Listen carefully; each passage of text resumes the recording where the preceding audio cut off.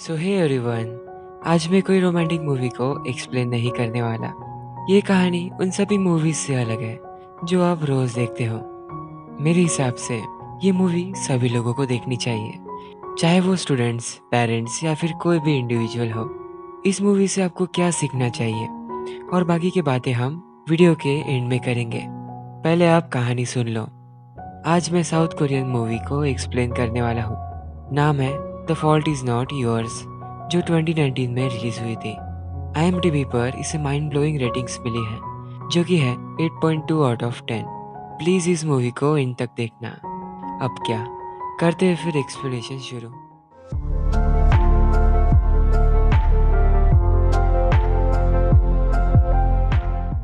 Movie के शुरुआत में हम मिले टीचर मिन जेही से। उन्होंने देखा जुनयूंग, जो कि उनका स्टूडेंट भी है, एक जगह बैठकर ड्रग्स कर रहा था। जुनयूंग ना चाहते हुए भी टीचर उसके साथ पूरी रात रहे। इसी दिन वो उससे पहली बार मिले थे। उन्हें लगा वो जुनयूंग को बचा सकते हैं। अगले सीन में हमने देखा किसी ने तो सुसाइड कर लिया था। न्यूज़ में यही दिखा रहे थे। पुलिस एक लड़की के सुसाइड की इन्वेस्टिगेशन कर रही है। यही नहीं, सभी न्यूज़ चैनल्स में यही चल रहा था कि कैसे कुछ स्टूडेंट्स असॉल्ट की वजह से सुसाइड करते हैं और कुछ स्टूडेंट्स पढ़ाई के प्रेशर की वजह से। एक न्यूज़ में तो यह तक बता रहे थे कैसे दो सस्पेक्ट्स ने स्टूडेंट्स को प्रोस्टिट्यूशन में ज़बरदस्ती इन्वॉल्व किया। ये केसेस हर दिन बढ़ रहे थे। अगले दिन में स्कूल के अंदर हम मिले जिगुना से। कंफ्यूज मत होना, ये लड़का और जो पहले लड़का दिखाया था जुनयूंग, दोनों अलग अलग हैं। क्लास की ही एक लड़की की वजह से उसकी टेबल के ऊपर का कटर नीचे गिर गया था। जिगुना ने उसका कॉलर पकड़ते हुए वॉलेंटली कटर वापस रखने के लिए कहा। मिन जेही उनके आते ही उन्होंने झगड़ा रोक दिया था। जिगुना के दो बेस्ट फ्रेंड थे, युनजू एंड युनजुंग। उनके साथ ही रहना उसे अच्छा लगता। युनजुंग की एज कम थी, फिर भी उसे रात को काम करने जाना पड़ता। वो तो चली गई अपने काम पर। अब दोनों को लगी थी भूख एंड दोनों के पास भी पैसे नहीं। जिगुना ने मजाक में ऐसे प्रिटेंड किया जैसे युनजू के पास पैसे नहीं है तो वो उसका दोस्त नहीं, बट ये सिर्फ एक जोक था। जिगुना ने एक ड्रंक आदमी को देखकर उसके पास के पैसे चुरा लिए। युनजू ने उसे रोकने की कोशिश भी की, फिर भी। इस रात उन दोनों ने पेट भरकर खाना खाया। क्लास में स्टूडेंट्स ज़्यादातर स्टडीज पर ध्यान नहीं देते थे। उनकी क्लास में युनवू नाम के लड़के ने उसे धक्का दिया। ये बात उसे पसंद नहीं आई और वो उसे मारने लगा। मिनजी ने उन दोनों को डांटा। वो जिगुना से बात करना चाहते थे, लेकिन उनका बात करने का तरीका काफ़ी घुमा फिरा कर था। उन्होंने कहा, तुम तीनों को अगर कभी भी मेरी ज़रूरत पड़े तो मुझे बस बोल देना। जो तुम हैंडल नहीं कर सकते उसमें मैं तुम्हारी मदद करूँगा। जैसे कि अगर तुम्हें जाजंगमियंग खाना है या फिर कुछ और। बाय द वे, वो एक जापानीज डिश है। वो उससे फॉर्मली इसलिए बात कर रहे थे ताकि उन्हें जिगुना और उसकी दोस्तों की मदद करनी थी, चाहे वो कौन सी भी सिचुएशन में हो। अब इस कहानी को यहीं पर ही रोक दो। जो शुरुआत वाली कहानी मिनजे हमें बता रहे थे, यहाँ से अब वो शुरू होने वाली है। इस दुनिया में आने से पहले कोई भी ये चूज नहीं कर सकता कि वो कहाँ जाएगा, उसकी एबिलिटीज और वो कैसे दिखेगा। इन चीज़ों को हम चूज नहीं कर सकते, लेकिन कुछ लोग बहुत ही लकी होते हैं जिन्हें शुरुआत से ही खुशियाँ मिलती हैं। फिर भी ये खुशियाँ फ्यूचर में उन्हें मिलेंगी ये पक्का नहीं होता। मिनजे उन स्टूडेंट्स को ढूंढते हैं जिन्हें सच में प्यार और किसी की ज़रूरत है, और वो लोग जो उन्हें एक्सेप्ट करें इस जर्नी में। लेकिन वो खुद अच्छा और प्यार करने वाला व्यक्ति बनने के चक्कर में और ज़्यादा अकेले हो गए। वो अपनी पूरी कोशिश कर रहे हैं ऐसे बच्चों को संभालने में जो दिल से टूटे हुए हैं। मिनजे ने उसे अच्छा खाना खिलाकर घर पर लेकर गए। जुनयूंग अपनी बीमार माँ के साथ रहता। उसके डैड, वो जब 3 साल का था तभी एक गैंग फाइट में गुजर गए। उसने अपना पूरा बचपन बचा हुआ खाने पर ही निकाला। मतलब उसके पास खाने के लिए पैसे नहीं थे तो वो कैंटीन या फिर किसी रेस्टोरेंट से बचा हुआ खाना घर पर लेकर आता। यही बात कुछ लड़कों को पता चल गई। उन्होंने उसे बुली करके पूरे खाने को बर्बाद कर दिया। ये बात उसने मॉम को नहीं बताई। अगले दिन उसने अपने पड़ोसी, जो कि एक बाइकर गैंग का हिस्सा था, उसके साथ मिलकर उन तीनों से रिवेंज लिया। ऐसे करते करते वो उसका बेस्ट फ्रेंड बना। जुनयूंग देखा जाए तो वो अपने डैड के रास्ते पर ही चल रहा था। मॉम को जब ये बात रियलाइज हुई तब उन्हें बहुत बुरा लगा। दूसरी तरफ डॉक्टर का कहना था, नाजुक और दयालु बच्चे ज़्यादातर ड्रग्स को ही अपनाते हैं इस रियलिटी से एस्केप करने के लिए, बिना ये सोचे कि वो धीरे धीरे मर रहे हैं। अब आप कहोगे ये डॉक्टर कहाँ से आ गया? मूवी के एंड तक आपको सभी पता चल ही जाएगा। 4 साल से जुनयोंग का ड्रग्स ही एकमात्र बेस्ट फ्रेंड हो गया था। इस रात वो मिनजुन के घर पर ही रुका। टीचर को पता होकर भी कि उसने ड्रग्स किए हैं, उन्होंने उससे कहा इट्स ओके, ऐसी चीज़ों को छोड़ने में टाइम लगता है। अगले दिन एक बार और जुनयोंग ने उन्हें फ़ोन करके कहा उसे जो नहीं करना चाहिए था उसने वो एक बार और कर दिया। वो ड्रग्स की बात कर रहा था। मिनजेई गुस्सा होकर भी शांति से उन्होंने उससे मिलने के लिए कहा। जुनयोंग इस आदत को अकेले नहीं छोड़ सकता, उसे रिहाब सेंटर में जाना था। ये वही डॉक्टर है जिससे हम पहले मिले थे। वो आज रात भी उनके साथ रुकना चाहता था, लेकिन उन्हें तो रात बाहर नाइट पेट्रोलिंग के लिए जाना है, इसलिए उन्होंने नहीं कह दिया। जाने के वक्त वो बस यही कहता है, टीचर आप आज बहुत कोल्ड बिहेव कर रहे हो। नाइट पेट्रोलिंग वाली बात झूठ थी। बाद में ये हुआ, इस रात उसके अकेलेपन ने और साइडनेस ने जुनयोंग को जकड़ लिया। मतलब उसने ड्रग्स की ओवरडोज करके सुसाइड कर लिया। कहीं ना कहीं उसे पता था उसे मिनजेई भी दूर हो गए हैं। वो कहते हैं उस दिन के शब्द अभी भी मेरे कान में गूंजते हैं। उन्हें लगा वो उसे बदल पाएंगे, लेकिन आज जो कुछ भी हुआ उसका कसूरवार वो खुद को ठहरा रहे थे। उन्होंने ही जुनयोंग का फ्यूनरल भी किया एंड हर वक्त मॉम के साथ रहे। इसी दौरान डॉक्टर ने उन्हें कहा आप स्टूडेंट्स की बातें सुनो, उनके साथ रहो, चाहे कुछ भी हो जाए उनकी मदद करना। आप कई लोगों की जिंदगियां बचा सकते हो। इस जॉब को मत छोड़ना। इसलिए कहते हैं किसी को भी देखकर वो कैसा है ये कभी जज नहीं करना चाहिए। आपको नहीं पता वो अभी की सिचुएशन में है या फिर उसने पास्ट में क्या देखा होगा। अब आते हैं हम हमारी मेन कहानी की तरफ। युनजुंग उसे डांट कर कह रही थी, ऐसे तुम्हें किसी के साथ भी झगड़ा नहीं करना चाहिए। जिगुना ने उन्हें टीचर ने क्या कहा वो बात बताई। वो रात भर इसी बारे में सोच रहा था। उतने में ही उसके अंकल आए ड्रिंक करके और पैसे मांगने लगे। एक्चुअल में पैसे उन्होंने ही जिगुना की मॉम से लिए थे। इतना कहते अंकल ने उसे बहुत मारा। ऐसा पहली बार ही नहीं हुआ था। अंकल हर हफ्ते उसके साथ ऐसा ही करते। हमने युनजू के घर पर देखा, वो भी कोई अच्छे हालत में नहीं है। उसके डैड हर रोज ड्रिंक करते अपने वाइफ के गम में जो गुजर चुकी थी। उन्हें अपने बेटी की कोई भी चिंता नहीं। जिगुना को उसके घर पर भी शांति नहीं मिल रही थी। थोड़ी देर बाद वो एक जगह किसी का इंतजार कर रहा था। तब हम मिले सुजियोन से। जिस तरह उन दोनों के एक्सप्रेशन थे, कोई भी बता सकता है कि वो दोनों एक दूसरे से प्यार करते हैं। वो कहती है अपनी आंखें बंद करो और लंबी सांस लो। आज जो कुछ भी बुरी चीजें हुई अपने सांस के साथ उसे बाहर निकाल दो, फिर देखो क्या होता है। सुजियोनी एक ऐसी पर्सन है जिसे उसे देखकर अच्छा लगता। अगले दिन स्कूल में सुजियोन से कोई भी लड़की बात नहीं कर रही थी, बिकॉज वो पढ़ाई में बहुत अच्छी थी, एडवांस लेवल स्टूडेंट। उसे भी अकेला रहना पड़ता। जिगुना के ऊपर एक बहुत बड़ी मुश्किल आ पड़ी। पता है ना, उस दिन उसने एक ड्रंक आदमी का पैसे चुराए थे। ये चीज पुलिस को पता चल गई थी, जो स्कूल में उसे ढूंढते हुए आ गए। वो तुरंत योंजू के साथ भाग निकला। दूसरी तरफ मिंजे युनजू को जिगुना के बारे में पूछ रहे थे। उसे तो कुछ भी नहीं पता। वो कहते हैं मुझे अगर तुम सबके बारे में पता ही नहीं चलेगा तो मैं तुम्हारी मदद कैसे करूँगा, बताओ। तुम्हें पता है ना, अगर कुछ हुआ तो तुम उसे कभी भी देख नहीं पाओगे। दूसरे यहाँ उसके पास जाने के लिए कोई भी जगह नहीं थी। उसमें युनबू ने उन दोनों को अपने घर पर लेकर गया।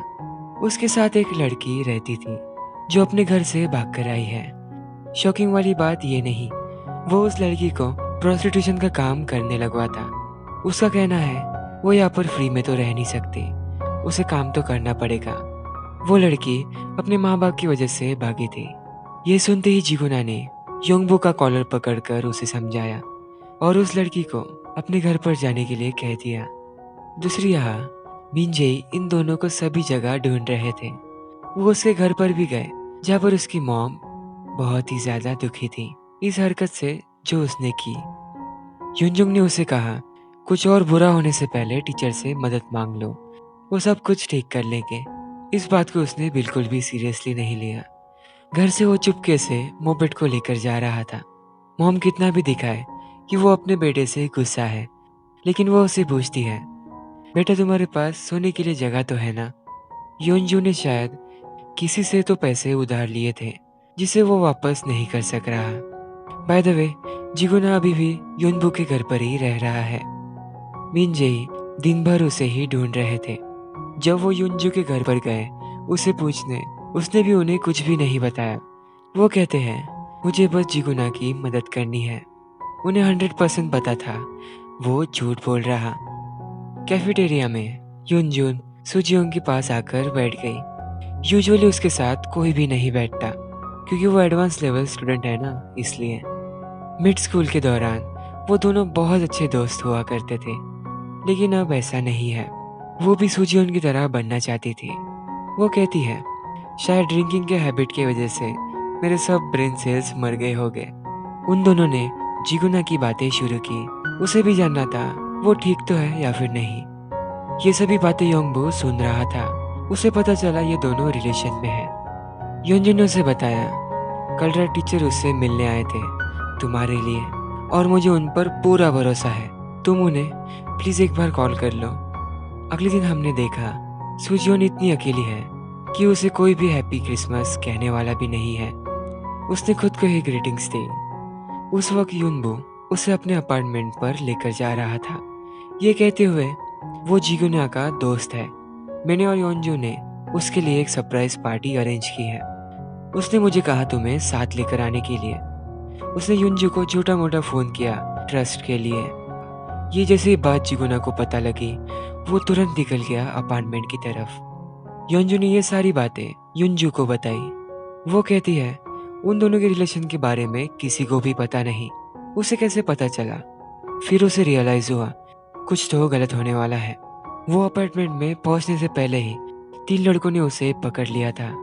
ये तीनों वही है जिससे उसने पैसे लिए। युनजुन के पास सिर्फ एक ही रास्ता था, उसने टीचर को सब कुछ बता दिया। अब आप ही सोचो उसकी सिचुएशन में आप क्या करते। अपार्टमेंट के अंदर वो उसके ऊपर जबरदस्ती कर रहा था। जैसे उसने जिगुना की आवाज सुनी, उसे रियलाइज हुआ कि वो बहुत गलत कर रहा है। अब वो बहुत बुरी सिचुएशन में फंस गया है। सुजियोन ने डोर ओपन करते ही जिगुना ने उसे बेहोश होने तक मारा। वो इस इंसिडेंट नहीं, आप इसे सदमा ही समझो। वो इससे बाहर बिल्कुल भी आ पा नहीं रही थी। दूसरी तरफ उन 3 लड़कों ने उसे बहुत मारा और कहा, अगर कल तक पैसे नहीं मिले तो हम तुम्हारे दोस्तों के पास जाकर उन्हें भी बहुत मारेंगे। योंजू ऐसे ही हालत में रात को घूम रहा था। दूसरे सीन में सुजियोन स्कूल में विंडो के पास खड़ी थी। उसमें ये दोनों जिगुना का कॉल भी उठा नहीं रहे थे। उसे कुछ भी नहीं समझ रहा कि वो अब क्या करे।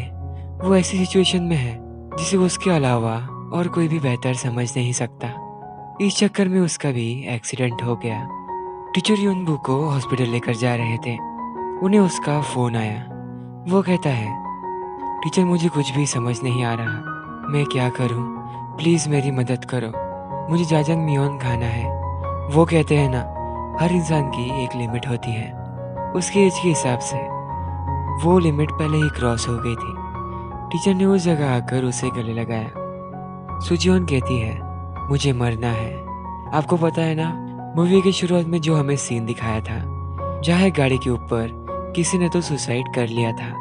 सुसाइड सुजियोन ने नहीं, युनजुंग ने किया था। बैकग्राउंड में टीचर कहते हैं, हमें जो साइलेंट दिखता है उसे कभी भी जज नहीं करना चाहिए। उसके साथ क्या चल रहा ये हम नहीं बता सकते। वो भी हमेशा साइलेंट ही रहता और एक दिन साइलेंटली ही चला गया। उसकी ज़िंदगी में बहुत कुछ चल रहा था, लेकिन उसके अलावा ये बातें किसी को भी पता नहीं थी। सुजियोंग उस हादसे से रिकवर हो गई थी। पूरा तो नहीं कह सकते, लेकिन फिर भी युनजू स्कूल को छोड़ना चाहती थी। रीज़न था वो एक साथ स्कूल और काम को मैनेज कर रही है। उसे रात भर काम करना पड़ता और सुबह स्कूल। मिंजे ही कहते हैं, तुम ऐसा करके सच में पछताओगे, ऐसा मत करो। और उन्होंने लिविंग लेटर एक्सेप्ट नहीं किया। वो रिप्लाई में कहती है, पछताऊंगी?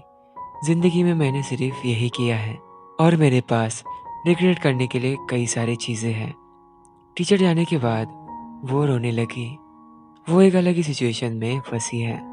मिंजे अब युनबू की मदद कर रहे थे, उसके साथ टाइम स्पेंड करके। अब उन्हें पता चला किसको उन्हें टाइम देना चाहिए और किसको प्यार की ज़रूरत है। टीचर मॉम के पास गए। उन्हें योंजू की रिस्पॉन्सिबिलिटी लेनी थी ताकि वो अपनी पढ़ाई पर अच्छे से ध्यान दे और उसका फ्यूचर अच्छा हो। आखिर के सीन में हमने देखा उस पेपर के ऊपर यूनियन ने लिखा था, शुक्रिया टीचर, मेरे साथ रहने के लिए। मैं आपको सामने से नहीं कह पाया, इसलिए मैं ये लेटर लिख रहा हूँ। फिर से शुक्रिया मेरे डैड के जैसे मुझे ट्रीट करने के लिए। और ये कहानी यहीं पर ख़त्म होती है। रुको रुको, टीचर ने आखिरी में कुछ शब्द कहे, उसे ध्यान से सुनना। बच्चे सक्सेस से ज़्यादा फेलियर से गुजरते हैं, लेकिन बड़े लोग फेलियर को एक्सेप्ट नहीं करते क्योंकि वो खुद अपने पास्ट के फेलियर को एक्सेप्ट नहीं कर सकते।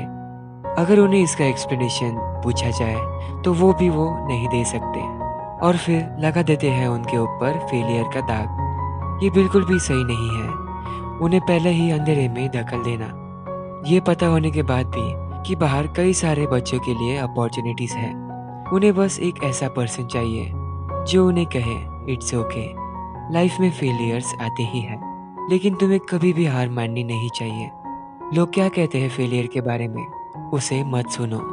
It's okay to be failed. उसी जगह से वो बच्चा असली लाइफ की मीनिंग को समझ सकता है और वो तभी अपने लिए खुशियाँ ढूंढ पाएगा। कहते हैं ना, अगर एक बीज बोया जाए तो एक दिन वो खूबसूरत फूल बनेगा, लेकिन बिना मेहनत और उसकी अच्छी देखभाल के ये पॉसिबल नहीं है।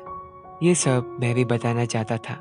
अगर लाइफ में आप फेल होते हो तो फिर भी मत डरना, उसे एक्सेप्ट करो और उससे आप क्या सीख रहे हो वो इम्पोर्टेंट है। तभी आपको पता चलेगा ना कि आपको आगे जाकर क्या नहीं करना। लोग आपको क्या कहते हैं उससे बिल्कुल भी मत डरो। अगर आपको भी ऐसा कोई पर्सन मिलता है तो उससे बस थोड़ी सी बात करो, उसकी मदद करने की कोशिश करो ऐसे सिचुएशन से बाहर निकलने में। क्या पता आप किसी की जान बचा रहे होगे। लाइफ में कई सारी अपॉर्चुनिटीज़ है जिससे आप ग्रैब कर सकते हो। अगर आप भी ऐसे कोई सिचुएशन में फंसे हो तो मुझे इंस्टाग्राम पर फॉलो करो। मैं तो आपके लिए स्ट्रेंजर ही हूँ, तो आप मुझसे कुछ भी बात कर सकते हो। सो अगर कहानी आपको अच्छी लगी तो प्लीज़ एक लाइक, शेयर और सब्सक्राइब कर लेना। तब तक के लिए मैं मिलता हूँ आपको अगली वीडियो में। सो बाय बाय।